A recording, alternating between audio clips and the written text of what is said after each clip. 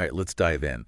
Today we're taking on how to really nail a webinar. You send over this French blog post. It's called, hold on, Comment organiser un webinaire, le guide ultime pour réussir votre événement en ligne. Wow. It means how to organize a webinar, the ultimate guide to succeeding with your online event. You think about your own online event, right? Yeah. And this blog, it's Yeah. got that step-by-step vibe, super practical. Let's break it down, get to those webinar secrets. It's interesting, right? Like the blog's French, but the stuff it talks about, it's universal. Like connecting with your audience, it doesn't matter where they are. It's so true. Yeah. And this blog, it gets right to it first thing. Yeah. Your webinar's goal. Going to have that right. They even say, and I love this quote, by clearly defining the objective of your webinar, you can create relevant content and adapt your marketing strategy accordingly. Makes sense, right? I mean, I tried once, no clear goal, total flop. Have you ever been there? Oh, yeah, for sure. I remember this one time I did a webinar, the topic, not really my thing, and the content, it just fell flat. Audience wasn't into it. Felt like a chore, honestly. It really showed me gotta have a clear purpose, be excited about the topic. Exactly, like driving without a map or GPS even. You might get there eventually, but man, way longer, way more frustrating. This blog, though, it's like a roadmap for us. Step 2. Picking the format and platform. They talk about live, pre-recorded, interactive, demonstration ones. You've done it all. What are your thoughts? Picking the best one. It really depends, doesn't it? Your goal, who your audience is, like building a community feel, getting that real-time interaction going, live webinar with Q&A, that's your winner, probably. But showing something complex, a product, process, maybe pre-recorded, demonstration heavy, you can polish it up, make sure it all runs smooth. Makes sense. No one wants to be messing with text, struggling to explain stuff on the spot. And then the platform itself, blog list, Zoom, GoToWebinar, WebEx. Those are the usual suspects. Any favorites? Or is it project dependent? I've used them all, honestly, and more. It's not about finding the perfect one, It's more, does it fit what you need and your budget? Big audience, fancy features, breakout rooms, polls. GoWebinar might be good. Tight budget, just the basics. Zoom can be solid. Try them out first, see what feels good for you and your audience. That's a really good tip. Don't just jump in, right? Yeah. Test drive it, make sure it's got what you need, like you said, easy to use. Okay, step 3, content, the heart of it all. This blog is all about making it visually appealing. Use attractive visuals like images, graphics, and videos to make your presentation more dynamic and engaging. How do you balance that information versus looking good? That's where the magic happens. Yeah. Right. Think about it. Best platform in the world, bad content, no good. It's your expertise they want, the tech, just how it gets delivered. People are there to learn from you. Visuals are important, but they should, help your message, not bury it. Totally. Like reading a textbook versus watching a documentary, right? A good documentary, it blends those cool visuals with the expert talking. It's engaging. You learn something. It's not just about the pretty pictures. It's telling the story, making the information come alive. Exactly. And that storytelling, it's often forgotten when you're making webinar content. People connect with stories. Throw in a personal story, a case study, even make up a story. It makes your message stick. I love that. Sprinkle in those aha moments. Keeps people hooked. All right. Clear goal, format, platform, content's awesome. What's next? Even the best content, if nobody knows about it, it doesn't matter, right? Step 4, promotion. Get the word out, make people want to sign up. This is the marketing part, right? I'm already thinking catchy social media stuff, targeted emails, maybe even some cool ads. What are your go-tos for promoting webinars? It's all about meeting your audience where they are. If they're on LinkedIn, focus there. Twitter, Facebook groups, even those niche forums. The blog mentions a good landing page. That's key. Like the storefront, but online. For your webinar, it's got to grab attention, be informative, easy to navigate, land on that page, instant, yes, this is it, sign me up. Exactly. It should shout out the value. What will they learn? What's in it for them? Why are you the expert they need? And I love that the blog says, use testimonials, case studies, yeah. Builds that credibility, right? Like a friend vouching for you before you even meet. Instant trust. Totally. Social proof is huge.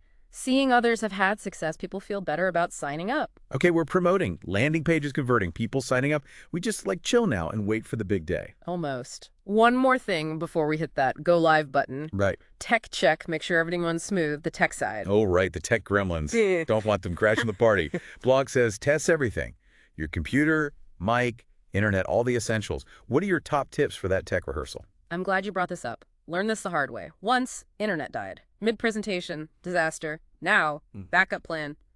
Mobile hotspot, spare computer, even printed slides. You never know.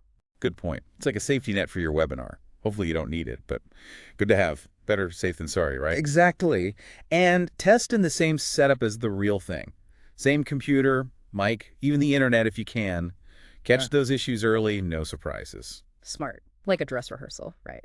Okay, tech's good, content is polished, audience is registered, feeling good, showtime. This is where it gets exciting, right? You hosting, that's where your personality comes out. The blog, it says, be dynamic, engaging, and professional.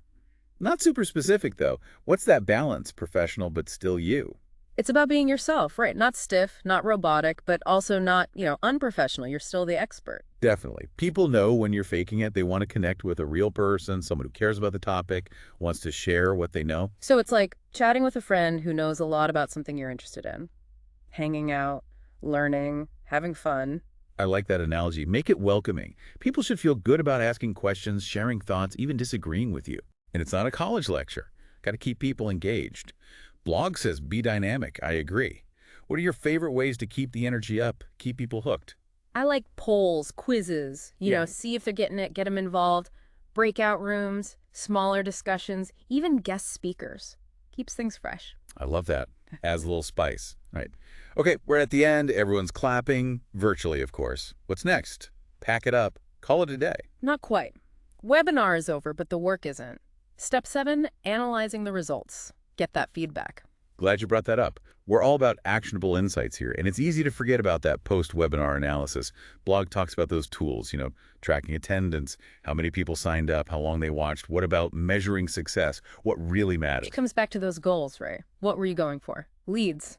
Then track signups, requests for info, brand awareness, look at social media, website traffic. So tie those metrics to your objectives, not just gathering data, but using it, right? Exactly. And don't forget feedback from people. Send a survey. What did they like? What did they learn? What do they want more of? Super valuable. Right. Direct line to your audience, and it shows you care about their experience. Speaking of caring, one thing we often miss is the chance to build a community. That's interesting.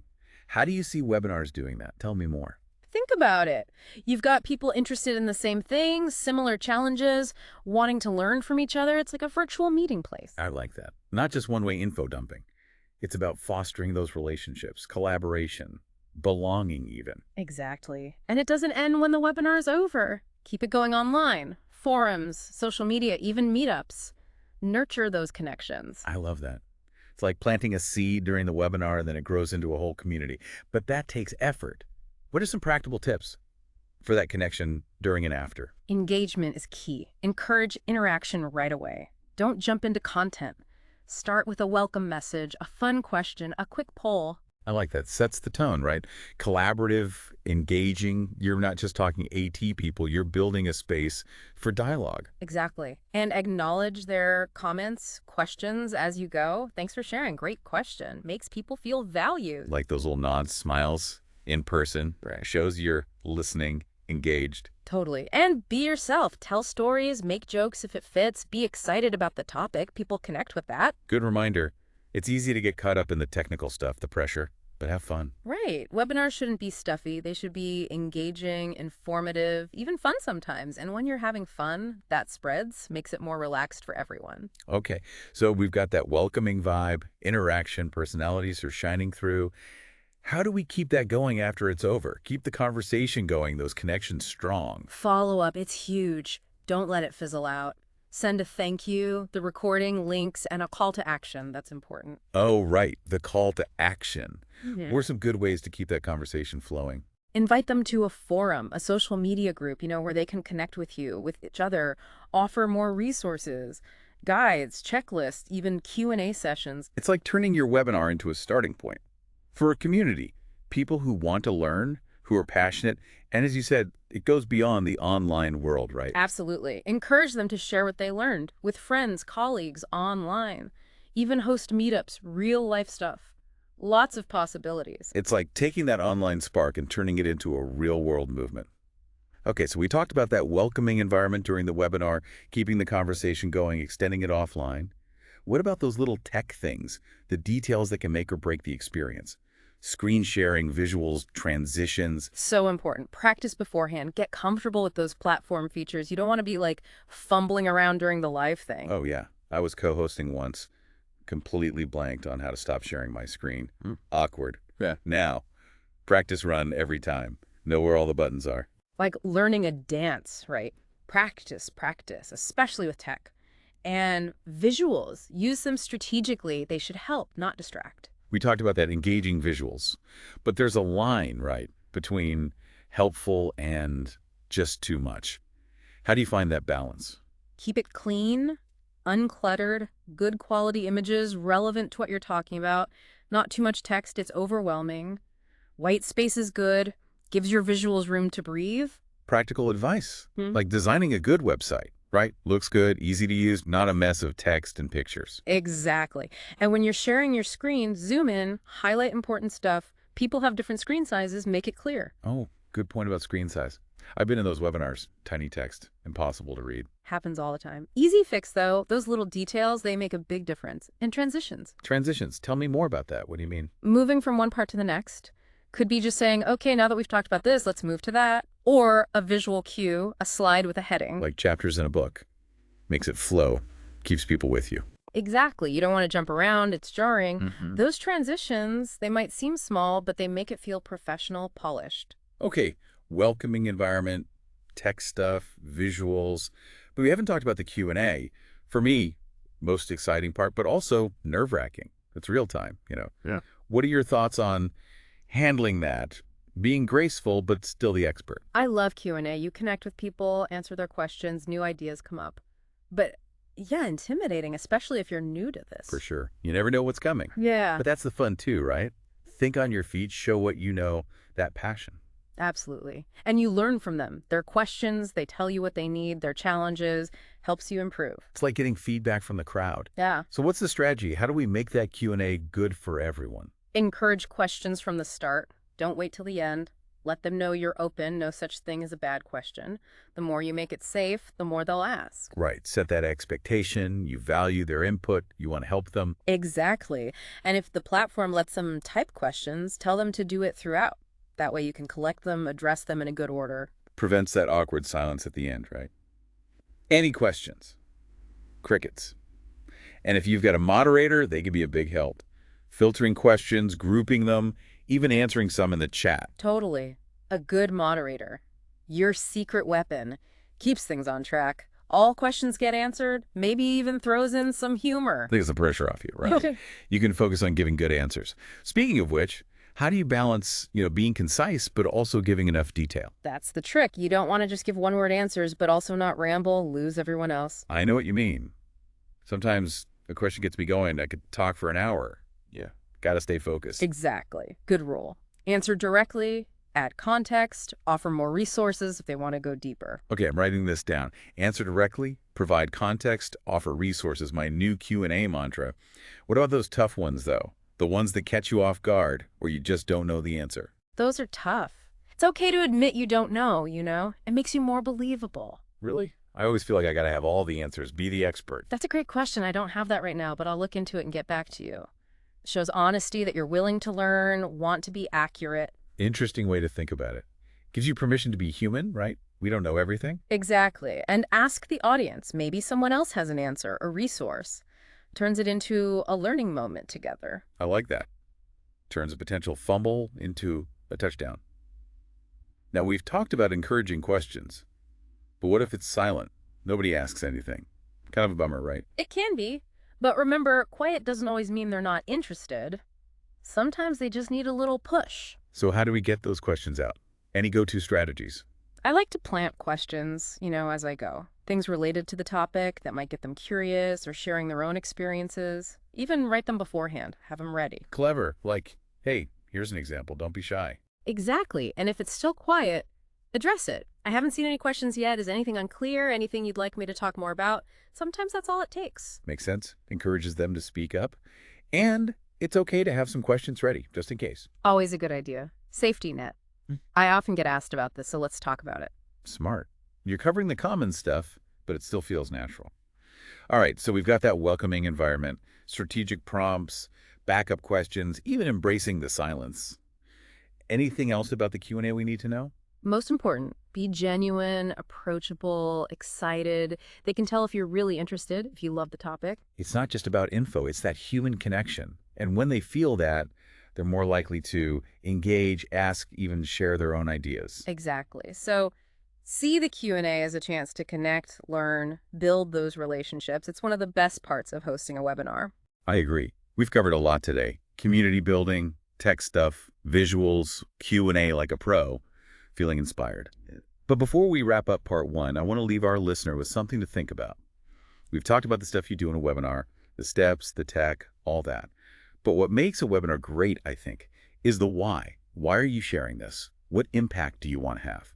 Powerful question, really. I remember starting out, I was all about getting the info right, sounding smart. I forgot about the people, the why. It's easy to do, right? Logistics, the pressure to perform. But yeah, that deeper purpose, it changes things. Like reading a recipe versus cooking a meal for someone. Yeah. Recipe's just the steps. It's the care, the wanting to nourish that makes it special. Perfect analogy. Put that same care into your webinar. Go beyond just giving info. Inspire people, teach them something, empower them. Exactly. When you connect with that why, it shows. Your energy, your excitement, even your words, how you talk to people, they can feel it. And when the audience feels that you're genuine, want to make a difference, it becomes more than just a webinar, right? It's a journey. Together, learning, growing. And those journeys, they can lead to amazing things. I've seen webinars kickstart collaborations, inspire career changes, even movements. The impact can be huge when there's purpose, passion behind it. It really is. If you're thinking about doing a webinar, spend some time with those questions. Why are you doing this? What change do you want to see? It's like setting an intention, right? Making sure your actions match your purpose. And I bet when you do that, the results will follow. Absolutely. We were talking about webinars building community. Have you seen that happen? Any examples come to mind? Oh, tons. I did this series on sustainable living. At first, it was just practical stuff, tips and advice. But then this amazing community popped up in the chat, in our follow-up discussions, people sharing stories, supporting each other, even meeting up in person. It was awesome. Shared interest, sparking those connections.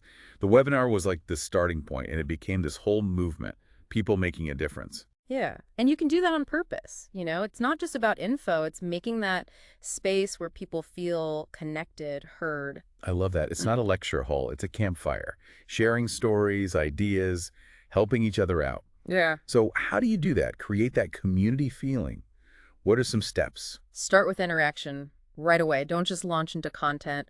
Welcome message, icebreaker question, quick poll. Sets the stage for collaboration, engagement. You're not just talking AT them. You're making space for dialogue. Exactly. And acknowledge people, their comments, questions. Thanks for sharing. Great question. Those little things matter. Like those little nods, smiles when you're talking in person. All right. Shows you're paying attention. For sure. And be yourself. Tell stories, a little humor if it fits, show your excitement.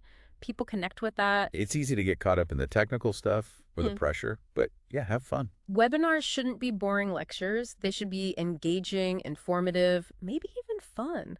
And when you're having fun, that energy, it spreads. Okay, we've got that welcoming vibe. We're interacting, showing our personalities. How do we keep it going after the webinar's over? Follow up. It's so important. Send a thank you email, include the recording, some links, and a call to action. Don't forget that. Right, the call to action. What are some good ways to keep the conversation going? Invite them to a forum, a Facebook group, something where they can connect with each other, with you. Offer more resources, too. Guides, checklists, Q&A sessions. It's like turning your webinar into the starting point for a community.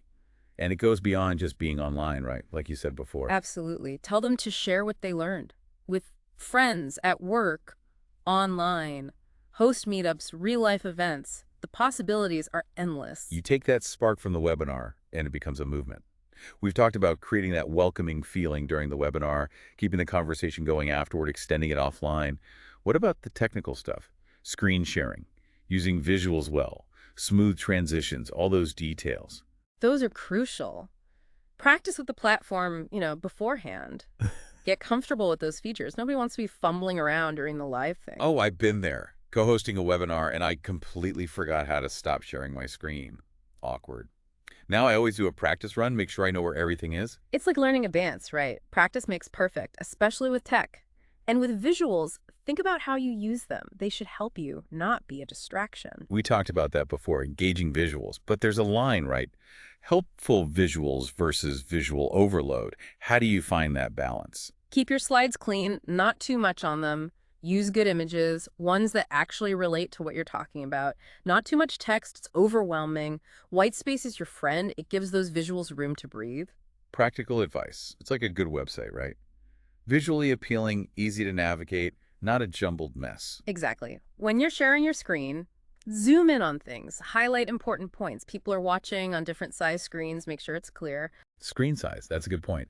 I've definitely been in webinars where the text was so tiny I couldn't read it. Happens more than you think. Easy to fix, though. Pay attention to those details. They improve the whole experience. And transitions are important, too. Transitions. What do you Yeah. mean by that exactly? How you move from one part of your webinar to the next could be something you say, like, okay, now that we've covered this, let's move on to that.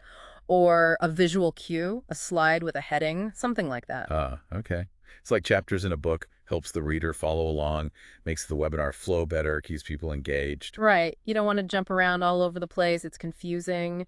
Transitions might seem small, but they make your webinar feel more professional, polished. Okay, we've talked about creating that welcoming atmosphere, the tech stuff, visuals, but what about the Q&A? To me, that's the most exciting part, but also the one that makes me nervous. You're interacting with the audience live. What are your thoughts on doing Q&A well? I love Q&A sessions. It's a great way to connect with people, answer their specific questions. You even get new ideas sometimes. But yeah, they can be intimidating, especially when you're starting out. Absolutely. You never know what people are going to ask.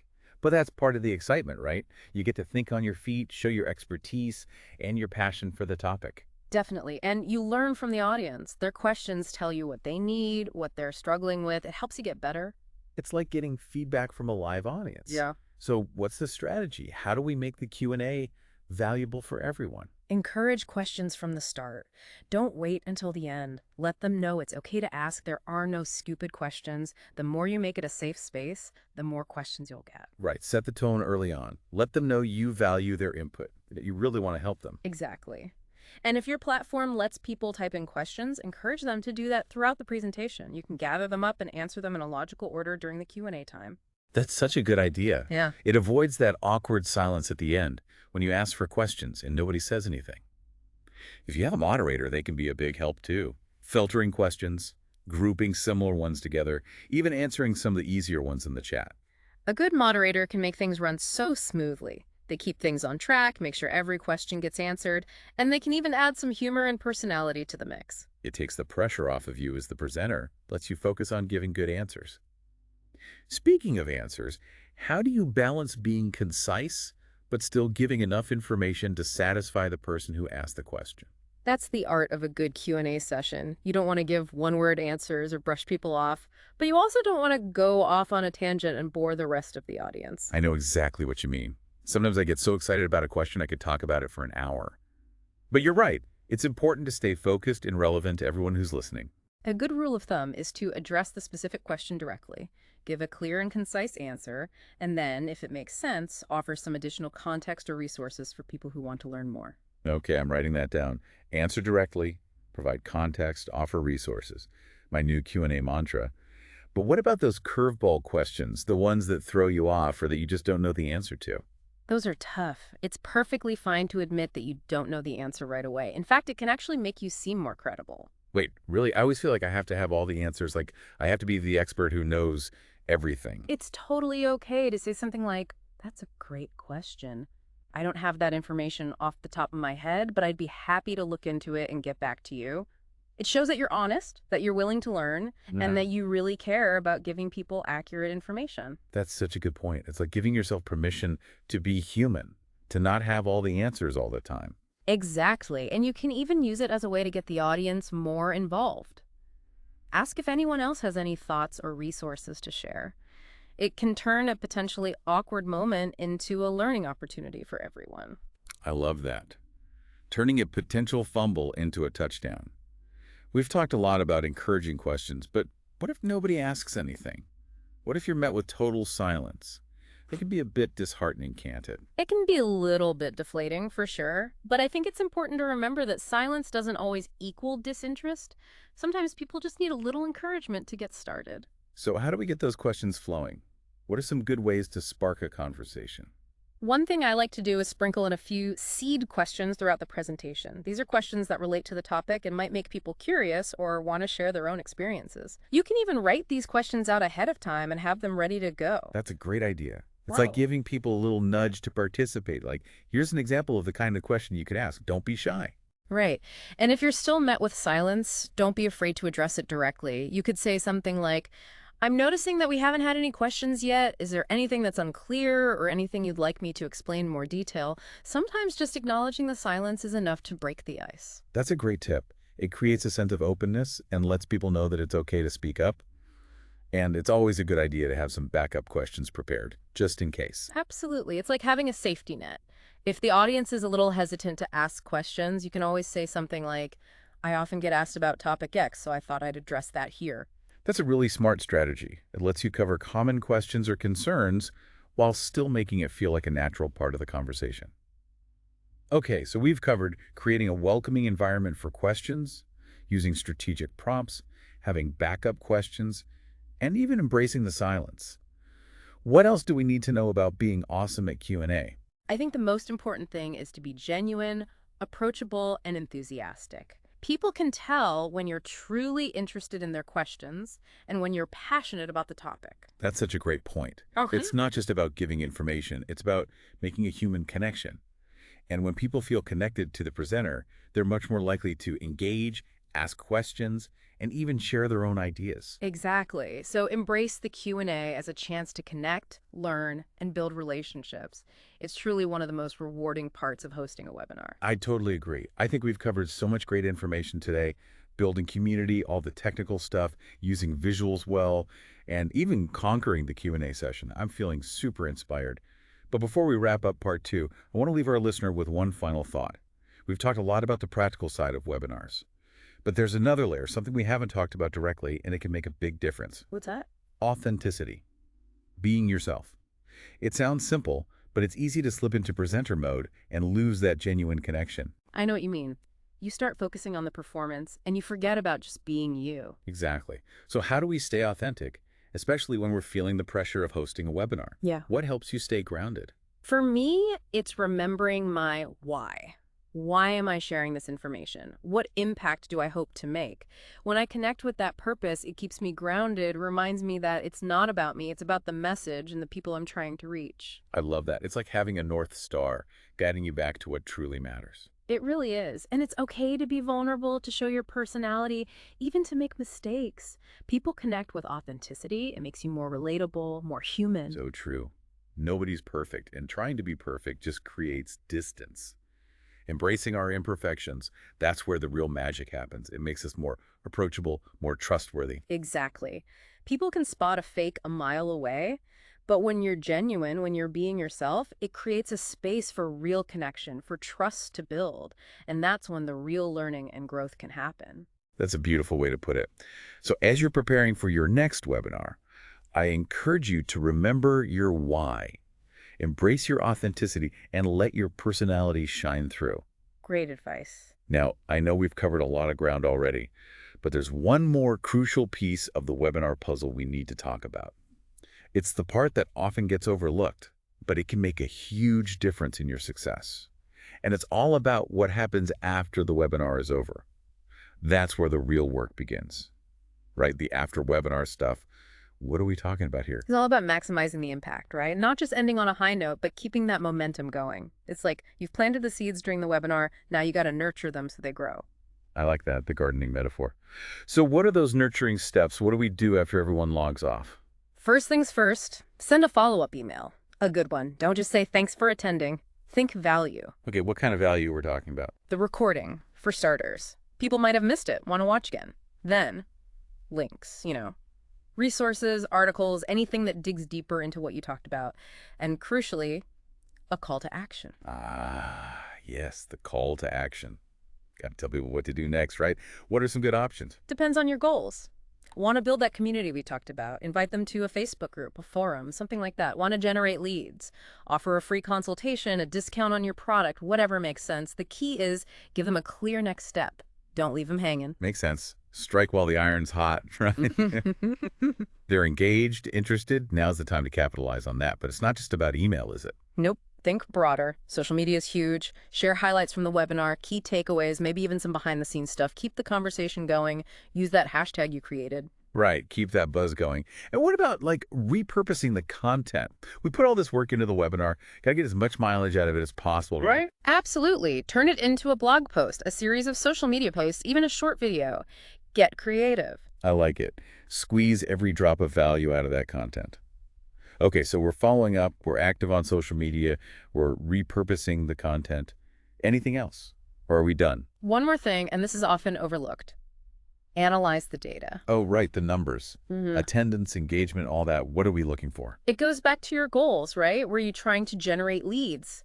Look at how many people signed up for your email list, downloaded your offer, brand awareness. Check website traffic, social media mentions. The data tells a story. So we're not just looking at the numbers for fun. We're using them to understand what worked, what didn't, and how to improve next time. Exactly. It's all about continuous improvement. Love it. Always learning, always growing. Well, I think this has been an amazing deep dive into the world of webinars. From setting goals and choosing the right platform to creating engaging content, building community, and even analyzing the data. We've covered a lot of ground, that's for sure. And I have a feeling our listener is walking away with a ton of actionable tips and inspiration to create their own amazing webinars. I hope so. The most important thing is to have fun, share your passion, and connect with your audience. The rest will fall into place. That's the perfect note to end on. Thanks for joining us on this deep dive into the world of webinars. Until next time, keep learning, keep sharing, and keep connecting.